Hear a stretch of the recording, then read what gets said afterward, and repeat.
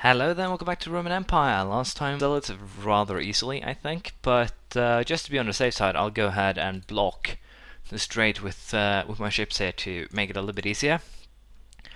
And with that said, I'm also kind of tempted to go after Gotland, but we'll have to see what we'll do there.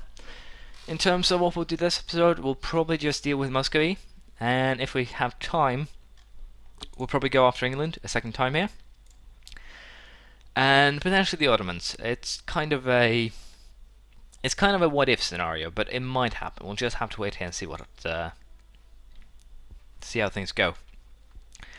Now, with that said, I'll just keep on sieging, and hopefully it'll be a very quick and simple war here. Hopefully, we'll just have to wait and see how this goes, and I'll just get going. Hopefully, it'll be very straightforward. Karela has been besieged, and with that we're currently dealing with Finland's Catholic rebels here.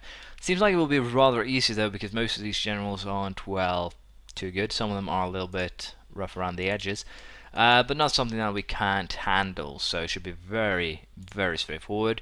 I'll just keep on sieging, however, because again it's going to be a little bit awkward no matter how we look at it, so I'll go ahead, deal with these guys, and then we'll probably set up some more effective sieging maneuvers, if you will. It will hopefully be beneficial to me here.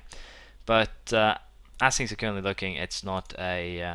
I don't really have any concerns in terms of winning the war. The Mamluks' internal conflicts could definitely be helpful, but as I said last time, we definitely want to try and make a move on Jerusalem. For now, however, I'll be focusing on just, of course, winning the war against Muscovy, and then we'll see what happens after that. But right now, as you can see, it's going very well. So hopefully I won't get any problems with, well, such a situation. Hopefully I can just also capture this Muscovy force before it does anything negative. We'll have to see how that goes. I managed to catch the Muscovy force in Olonets, and hopefully here we can deal with it, well, most of it. We got inflicted some pretty serious damage there to it. And with that, I'm actually confident in splitting up the second army into 6,000 man sieging squads. Now, the main problem with our war against Muscovy is that it will require a fair amount of war score to get what I want here. Other than that, it's pretty much, as I said before, pretty straightforward. Now, Muscovy, in terms of actually getting what I want, I'll have to get a war score of 70. And as you can see, this will give me a very big area of northern Muscovy, and it'll make Finland really stand out on the map. Well, of course, also most likely then just go straight for a war against Novgorod, provided that Finland do fabricate a claim. But it's one of those things that we'll have to just wait and see how they pan out. Of course, again, it's mostly just up to damn it.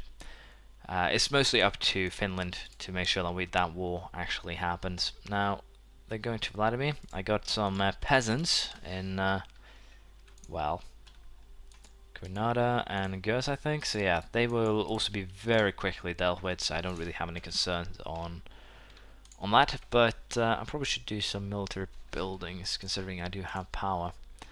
Let's see here, military buildings. Build some armories, probably. Just basically getting some things done here. I have no idea how much points I'll have to use, but I'll build for approximately 100 points. Again, I do have the money now, so that's why I'm doing this. And buildings aren't really that expensive. It costs 8 points a building because I do have that deficit. Now, I will not be taking that diplomatic tech because it's not beneficial in any way right now. I'm probably going to need diplomatic power for, well, conquest more than anything else. And I can always just tech up whenever I really need to. But as you can see, Muscovy is mostly just beaten. All I really need to do is just keep the pressure on, and then I'll be getting the peace deal here that I want. But again, the question is, can the good old Finns actually be able to hold what I'm currently going to give them in terms of overextension? I think they can, but it's definitely a little bit on the risky side. But still, it's what I want to just be perfectly secure in actually getting everything as I wanted to. Hopefully now I can also be able to destroy the Muscovite army, because injured. There we go. The Muscovite army has been completely destroyed, and that puts us in a very, very good position here. As long as I just keep the sieges up, they will probably give up very, very soon. They already have. I don't think I'll be taking anything more or anything else right now, because again, I just need to get this war done so I can focus on a potential war against the Ottomans, the English, and things like that. So let's just go ahead and make a peace in this war, and boom, we have a rather big Finland, which I am not against. So I think I'll snatch one of these 24k armies with me, because it's going to be easier that way, I'm pretty sure. And again, Finland is going to have a rough time actually coring the land. So again, I'm going to keep 124,000 man army probably here in Ustug. Yeah, we're going to send that to Ustug, and we're going to basically use that as our base operations to help defend Finland. Now, the ship here is going to take one of the 20k stacks back to England, because we're going to most likely need both of the stacks just to make it very quick and very painless. Now, I will decline the Gers deal. I'll also decline that one. I will have well, create Gers as, or not Gers, Styria as a vassal, because again, we have the land that we can take from good old Austria. And with that in mind, I think it's high time that we actually went after Venice. We're actually allied with Austria, which makes it very easy to just get a war with, well, both of these. And of course, I can take Venice, basically get them out of the picture. And to be perfectly honest, that seems like a decent, reasonable idea. So we're going to go ahead and just siege Venice in its entirety. And then we'll deal with Austria. We'll probably take Tyroleans, Canton, whatever we can to actually just cut Austria in half. And then hopefully someone else will also start bashing on them, and we'll get rid of them once and for all. But I'll sit back here, and hopefully we can get these guys to England, because that is where they will be needed, I think. So I'll sit back here. The war itself should be very, very simple in theory. In practice and truth, it might not be. Let's move you guys to Nice. Let's have you guys come along and help. And I'm actually going to move the Grenadian army also north, because there's no, except for an event, there's not going to be a revolt in this region ever. So should be perfectly fine actually moving my troops now to a position where I can challenge my enemies here. Now, the total numbers here are 50-60,000 versus my troops, and I'm currently putting a grand total of 72,000 into the war.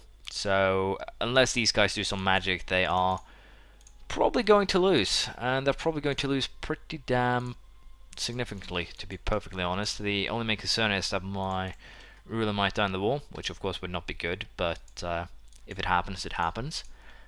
And with that, we'll be moving these guys to, of course, well, the area to prepare for our war on England that's going to be starting next year. So yeah, let's see how this goes. We'll probably be challenging the Austrian army right away more so. So I'm just trying to get the troops into the area. And again here, I think it's pretty safe to say that we will be able to beat the Austrian army pretty damn significantly here. We lost 3,000 men, they lost 15,000 or 14,000, and thus now we can just roll over any remains that they might have in the area. So yeah, this war is done. Very straightforward and very, very simple. Now I think it's also time that I declared war on good old Bosnia. They're only allied with Austria, and I can of course take Korsada back, and we can then hand them some more land. Then we can fight the Ottomans, and everyone is happy ever after. The Ottomans, Casus Belli, I have of course, so no problem there.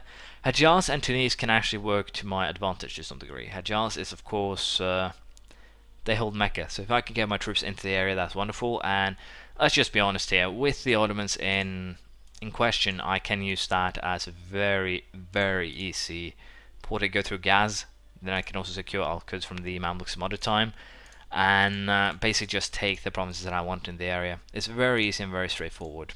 Also, we can do an upgrade in military attack to Trunnions, level 13, artillery fire plus 0.4, artillery shock by 0.1, and I get 2 new types of cannons, the small cast and large cast iron cannon, as well as the building regimental camp. Very straightforward. We're now 3 attacks ahead of Austria. that is why we're crushing them as severely as we are. As we are. So it's pretty straightforward, very, very simple. And I'm pretty sure that I can just rely on one army to siege this now, because again, they are basically out of troops. All I really need to do here now is go ahead and destroy the army that's probably resting currently in Vienna. And once we siege Venice, we're going to declare war on Bosnia, where the goal will be to, of course, take as much of it as possible and hand it over to Serbia. Again, the Austrian army is just a joke at this stage. Very easy to destroy, very easy to humiliate, if you will. And if I really want to right now, I could just go westwards. But France just declared war on Austria, which is hilarious and very interesting. So I don't see any reason to not just go ahead and get rid of Bosnia once and for all, hand it over to Serbia, and then we can deal with the Ottomans after that. Now, our truce with England is also nearing its end, so we definitely have to take that into the equation. But I don't really have any concerns on that point either. It's pretty much straightforward now. All I really need to do is just siege Bosnia, siege Austria, and then everyone is, well, happy ever after, if you will. But I'll go ahead and do that, and while we wait, the England war will most likely start. So let's see how this all pans out. If there's any big battles, I'll show you. But again, I don't expect anything big here. It's just sieging, and then everyone will be, again, very, very happy. The truce with England lasts until May 1550, so once we get to that point, I'll come back to you. So far things are going well. Venice has been sieged, most of Austria is under siege. Can't really see any incoming threats either, which makes it really, really easy. And I have a 24k army here that I can basically use for anything, but I think it's about time that we completely destroyed Austria's defenses once and for all. I'm also currently fabricating a claim on Flanders. They have been reduced to 2 provinces, 2 coastal provinces, which is really important in this scenario. And I'm going to declare war on them as soon as I can. As you can see, they've been at war with very many people, and that's because they got jumped by basically everyone. We do not have a truce with them, however, and they do not have any allies, which makes them perfect targets. So we'll go ahead and declare war, take core Highlands or Western Isles, doesn't really matter. We are going to possibly hand over both of these to Scotland this war, so I can actually just annex them, get them out of the way, and open up a spot for a potential, well, next along the line kind of principle, if you will. I think I'll just wait, because none of these things are really helpful right now. The Fine Arts Academy will take out a lot of my money, so no good point in actually creating that just yet. The English troops are not anything to be proud of. They do have military tech level 12 though, so they are a potential threat. But again, if I just destroy their army right now, it's very easy to just... Oh, it's actually split up too. Wow, wonderful. It makes it really easy to just end the English too, just from a single war here. And Scotland and Northumberland should be more than enough to deal with, well, the north, I hope. But it seemed like the English do have some troops someplace else, so it might be that they have actually started colonizing without me really noticing. But I don't know. Especially the fact that this area suddenly has been discovered kind of also hints to the fact that they have started colonizing and thus have a colony probably somewhere in North America. So I probably will have to take, again, the exploration ideas as my next one. There's an English colony down here too. It's not supposed to be red there, and that fleet kind of points towards that.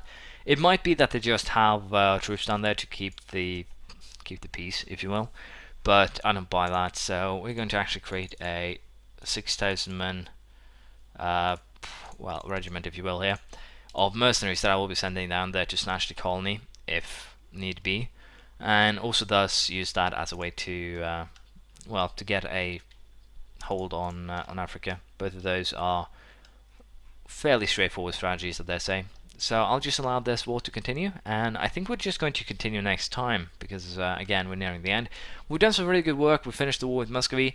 We are at war with Austria. Austria will be growing. England is probably going to just be a old dream after this, especially most of it. And of course, we're preparing for a war against the Ottomans, which is going to be very, very interesting. Probably not. We're probably just going to step right over them. But if I can secure again Jerusalem and Mecca, then my conversion problems will be a thing of the past. Persia is again beaten Timorous, so that's kind of interesting. Siberia's doing pretty well, so it could be interesting to see how how that plays out. But things are looking good. Muscovy is more or less dealt with, but I don't have a casus belli anymore, which makes it kind of awkward in terms of dealing with them. So I might have to go for actually annexing Finland right about now, and potentially taking Novgorod as a vassal. That could work, but I'll have to see. There's just too much that can happen in between. So for now, I'll sit back, and I'll see you around next time. Bye.